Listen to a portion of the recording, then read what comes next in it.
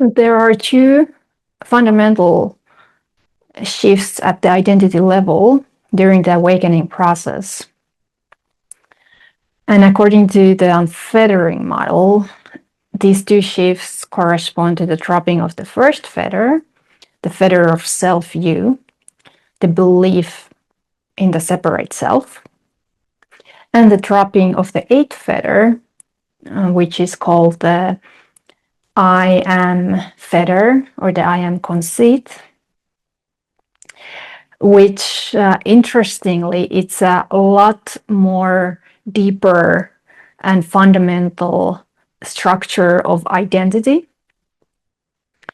than the initial self-view or self-image or self-construct that was seen through with the awakening that happens with dropping the first fetter. So these two awakenings are actually quite different from each other. In certain way, we could say that the dropping of the I am fetter, it's deepening of the awakening that is already there. But that way of speaking about it can be a little bit misleading because the nature of that release, that fundamental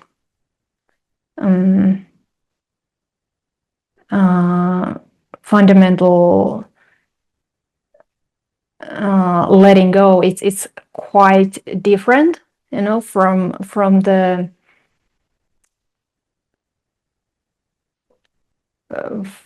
shift that has usually taken place earlier. And sometimes it can be really confusing because we hear about non-duality, we hear about awakening, you know, from so many teachers, from so many traditions. There's so much information about it available these days, and everyone is using these terms in their own way. And that was like one of the things that I was struggling for quite a while when I had this deeper shift happening for me, that it was very hard for me to find really anyone who would be talking about that. Because after that happened, it was quite clear that most of what is being discussed in non-duality, it seems to be about this initial shift, which is dropping the belief in the separate self, dropping the self-view, dropping the self-image, and then the possible deepening of that shift into something that we could perhaps call unity or non-separation. But this deeper shift that I'm talking about here, which in the Unfettering model is the dropping of the I am fetter, it's something very specific. And if you haven't had this happening, it may be very hard or even impossible to hear the difference when people speak about these matters. It may just sound like they're all speaking about the same thing when they talk about awakening. And they are for sure like some shared elements. Like we can talk about infinity, both in terms of the dropping of the self-view with the first fetter, and we can talk of infinity in dropping the I am fetter, the fetter of fundamental self-construct, but it's quite different, the experiential nature of infinity, of boundlessness, depending on the shift that we are actually going through. And in some rare cases, we could have these two shifts happening simultaneously, like just some major, sudden, full awakening. That's what I would call it, when you have basically these fundamental fetters in regards to identity dropping away all at once. So that can also happen. It's rare, but it can happen. Usually we have first the initial shift, and then there are some years after that, possibly, into this much more fundamental and thorough shift into totality. And because they sound so similar, it's a little bit hard to talk about it, but I want to try. So I want to kind of bring up some major differences between these two shifts. Well, one of them is that the first one, this fundamental awakening, what I would call the fundamental recognition, it's in its essence, it's quite neutral. Like sometimes it can come with experiential byproducts, but in its essence, it's totally experienceless. It's totally flavorless. It's totally experienceless.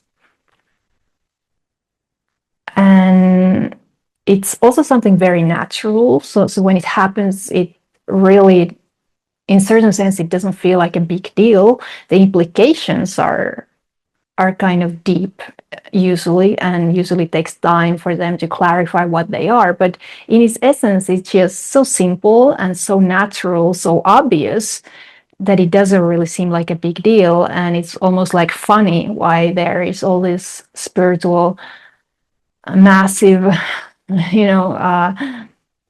dogma and intellectualization created around something that's not really even spiritual at all. But it's usually felt in a kind of very positive manner, in a liberating manner. You may have to face some fear, for sure, doubt and fear around this shift, but when it does happen, it's really quite seamless. Somehow there's this unifying nature to it in our experience. It can be a little bit disorienting, for sure, but fundamentally speaking, for most people, it's like we know that this is just very normal that has happened, and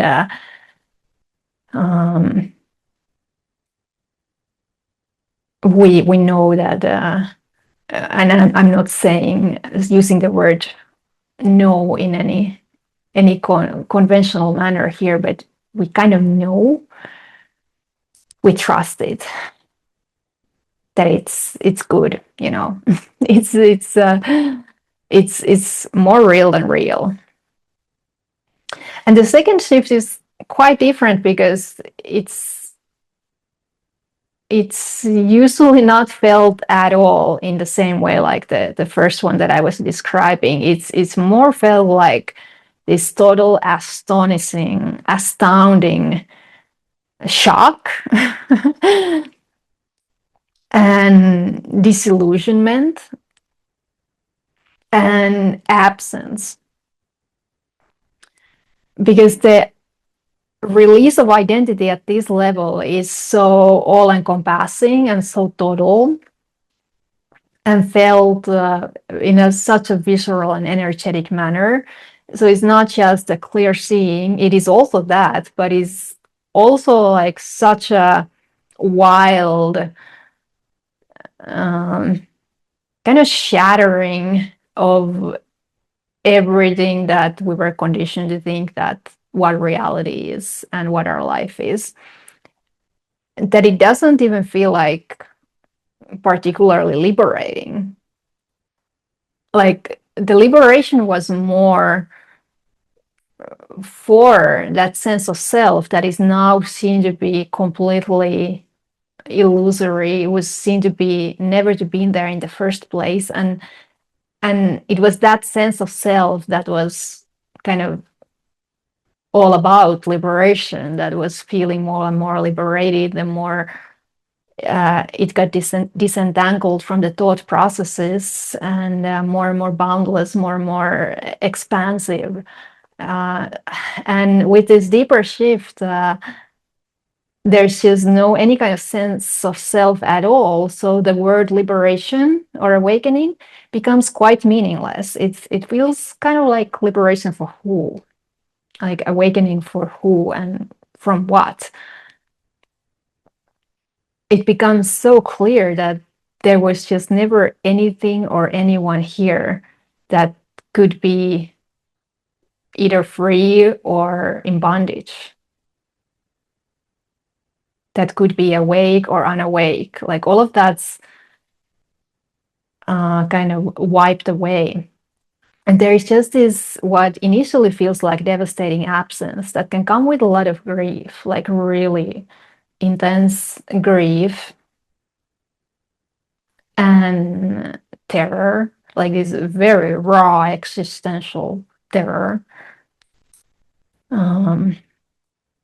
But when we really relax into that absence and kind of completely just dissolve into it, and this is just a way of speaking because there's nothing or no one that could be dissolving or relaxing, but we could say that there is still the tendency to fixate, and that hasn't been fully liberated. So there's still all kinds of ways our system is responding to this sudden absence. So when this relaxation then takes place, this very, very thorough, natural relaxation, and the reactivity and intensity has calmed down, then this absence becomes the most astounding.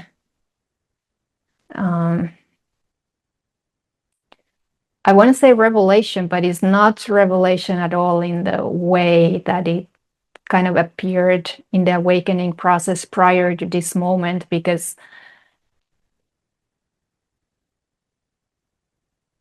there always was that sense of self about it that was kind of experiencing it, and now it's not there.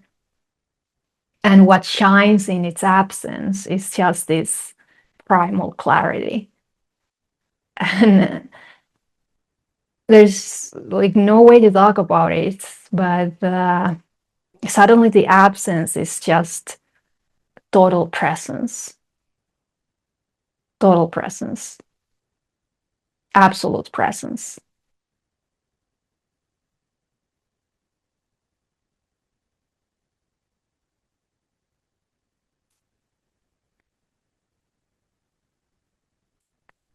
And this awakening into the totality of what is, it's a shattering for our conditioned mind.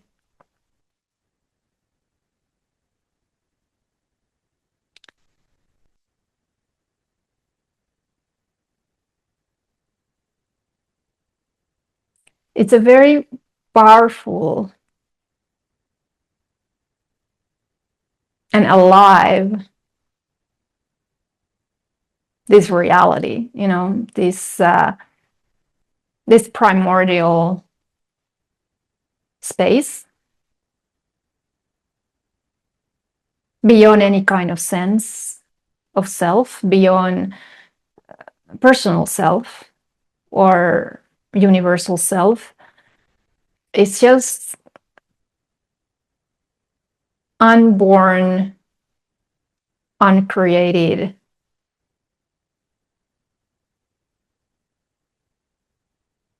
all-pervading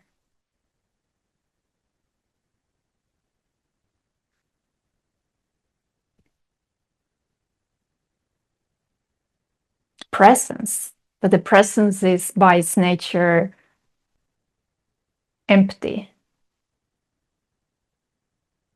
The nature of the presence is astonishingly empty.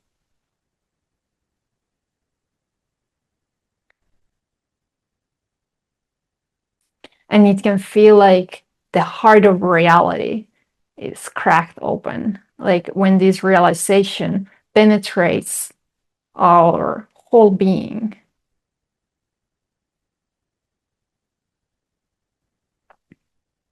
There is just this explosion. It's feels like a supernova, kind of. it has that radiance of stars, of galaxies, black holes. Like, it's pure power like that. And that's the power of this realization, this deep realization that totally wipes away the sense of personal self. It's also like so sweet. It's so perfect, this pure love.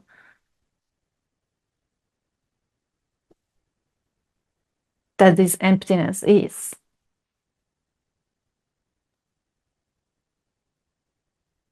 But for our human conditioned self, it's terrifying, but it is our true nature.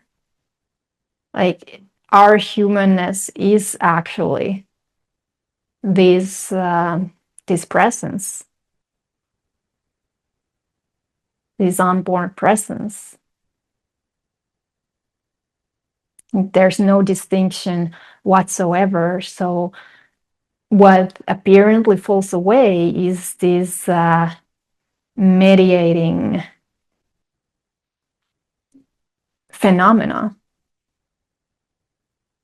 And the root of that mediating phenomena is the I am fetter, the 8th fetter, that non-conceptual sense of I am, I exist, that fundamental belief. So when that collapses, then it's like totality kind of